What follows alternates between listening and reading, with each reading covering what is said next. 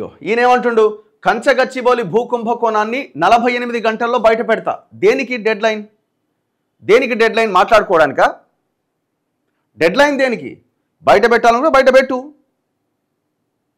మేము నీ కుంభకోణాలు 100 బయట పెట్టినాం, 55 చెరువులు బయట పెట్టినాం. 55 చెరువులు సిఎస్ఆర్ కింద డెవలప్ చేయమని ఆయా కంపెనీలకు ఇచ్చి వాళ్ళని కబ్జా చేసుకోవడానికి అవకాశం కల్పించినాం, అది బయట పెట్టినాం. గవర్నమెంట్ ల్యాండ్స్ లేకుండా చేసినాం, ప్రైవేట్ పట్టాభూములు కబ్జా చేసినాం నీ మాఫియాతో.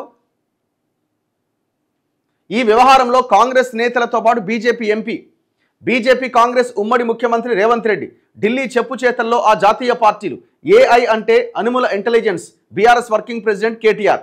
కంచగచ్చిబౌలి భూ కుంభకోణంలో చీకటి కోణాలు చాలా ఉన్నాయి.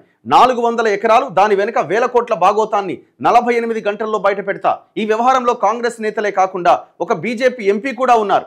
నాకు దక్కనిది ఎవరికీ దక్కకూడదని రేవంత్ రెడ్డి కుట్ర చేస్తున్నాడు. ఈ భూముల వ్యవహారంలో కాంగ్రెస్ అవినీతి కోణంపై ప్రజలకు అన్ని విషయాలు వెల్లడిస్తానని బీఆర్ఎస్ వర్కింగ్ ప్రెసిడెంట్ కేటీఆర్ అన్నారు. మంగళవారం ఆయన మీడియాతో చిట్చాట్ జరిపారు. రాష్ట్రంలో బీజేపీ కాంగ్రెస్ లోపాయికారి వ్యవహారం నడుస్తోంది. దేశంలో ఎక్కడా లేని విధంగా ఆ రెండు పార్టీల ఉమ్మడి ముఖ్యమంత్రిగా రేవంత్ రెడ్డి పనిచేస్తున్నారు. అందుకే ఎప్పుడు ఆయనకు సమస్య వచ్చినా కాపాడేందుకు బీజేపీ కేంద్ర మంత్రి బండి సంజయ్ రక్షణ కవచంలా నిలుస్తున్నారు. కేంద్ర ప్రభుత్వం అనుకుంటే కంచగచ్చిబౌలి భూముల అమ్మకం ఆపలేదా అని ప్రశ్నిస్తూ బీజేపీ నేతలు చెప్పాలని డిమాండ్ చేశారు. వాళ్ళు ఎట్లా ఆపుతారు? వాళ్ళకి ఆపడానికి అవకాశం ఏముంది? మీరు చెప్పండి. అది 18 ఏళ్లుగా నడుస్తున్న కేసులో ఇది రాష్ట్ర ప్రభుత్వ భూమి అని కోర్టు తేల్చింది. కోర్టు ఎందుకు రాష్ట్ర ప్రభుత్వ భూమి అన్నది? ఎందుకన్నదంటే హెచ్సియు అందులో ఇంప్లీడ్ కాలేదు కాబట్టి. హెచ్సియు రాష్ట్ర ప్రభుత్వానికి అండ్ ఆ ప్రైవేట్ ఐఎంజీ భారత్ లిమిటెడ్కి మధ్య జరిగిన కేసు కాబట్టి అది గవర్నమెంట్ భూమి అని తేల్చింది కోర్టు.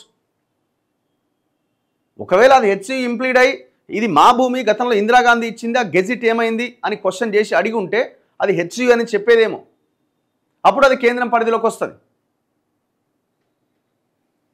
అయినా సరే ఇందులో కూడా ఒక పాయింట్ ఉంది. ఇందిరాగాంధీ ఇచ్చిన గెజిట్ కాదని చెప్పి చంద్రబాబు నాయుడు భూములు ఎట్లా అమ్మిండు అన్న యాంగిల్ పట్టుకుంటే ఖచ్చితంగా అది కేంద్ర ప్రభుత్వం క్వశ్చన్ చేయడానికి అవకాశం కూడా ఉంటుంది. మేమనేది ఏంటంటే, నువ్వు కంచగచ్చిబౌలి భూముల విషయం మాట్లాడుతున్నావు, పక్కన కొండకలి నుంచి ఒక 70 కిలోమీటర్లు నేను తీసుకుపోతా. నువ్వు పెంచి పోషించిన mafia Aparna, Uday Kumar Reddy, green mark, Kalyan Reddy, Vikram Reddy, వీళ్ళందరూ ఈ గవర్నమెంట్లో ఉన్న ఒక మంత్రి సహకారంతో రెచ్చిపోతున్నారు. ఆ మంత్రి మీరు అధికారంలో ఉన్నప్పుడు నీ పక్కనే కూర్చున్నాడు.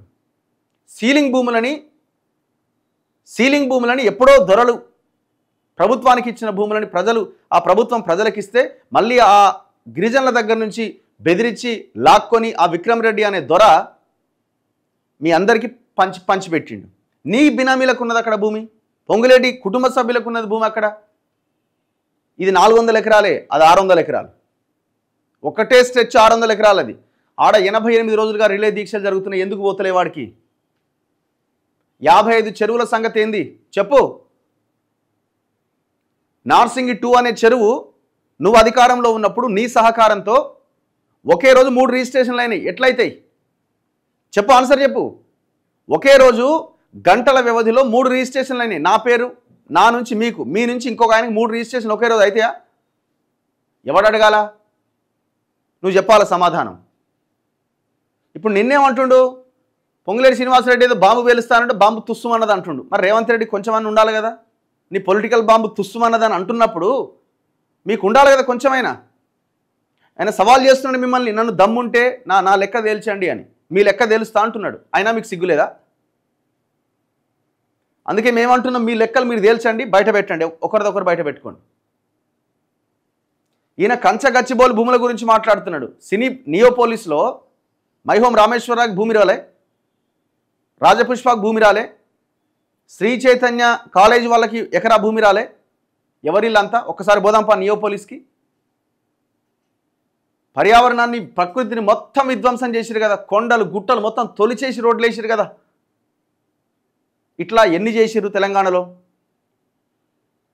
ప్రతిరోజు మేము మాట్లాడుతూనే ఉన్నాం. వట్టినాగులపల్లికి పోదాం, ఎవడు అక్కడ ఉన్న భూములను లేపేసింది? త్రిపుల్ వన్ జీవోను ఉల్లంఘించి కట్టుకున్నది ఎవడు? అసలు ఈ తెలంగాణకి, ఈ హైదరాబాద్కి త్రిపుల్ వన్ జీవోని అక్కర్లేదని జీవో రద్దు చేసింది ఎవడు? ఇంతకంటే దుర్మార్గులు ఉన్నారా? నువ్వు బయట పెట్టుడేందో బయట పెట్టాల్సిందే. నువ్వు వాళ్ళని దోషులుగా నిలబెడతా అంటున్నావు, నిలబెట్టాల్సిందే. మళ్ళీ నువ్వు వెనక్కి తగ్గినావు అనుకో, నువ్వు కూడా అందులో ఇన్వాల్వ్ అయ్యి కుమ్మక్కైనట్టుగా భావించాల్సి ఉంటుంది.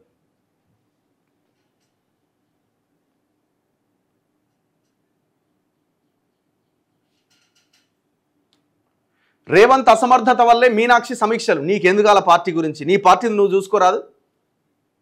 నీ పార్టీని నువ్వు చూసుకో. ఇప్పుడు మీ నాయనని కాదని నీకు కట్టబెడితే, మీ నాయనని కాదని మీ నాయన ఆ కొడుకు ఏమన్నా చేస్తాడేమో అని నీకు పార్టీని కట్టబెడితే నువ్వేం చేస్తున్నావు? మళ్ళీ మీ నాయన ఎంటర్ అవ్వాల్సిన పరిస్థితి వచ్చింది కదా.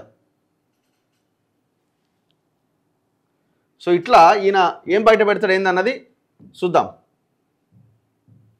నెక్స్ట్ మిగతా వార్తల్లో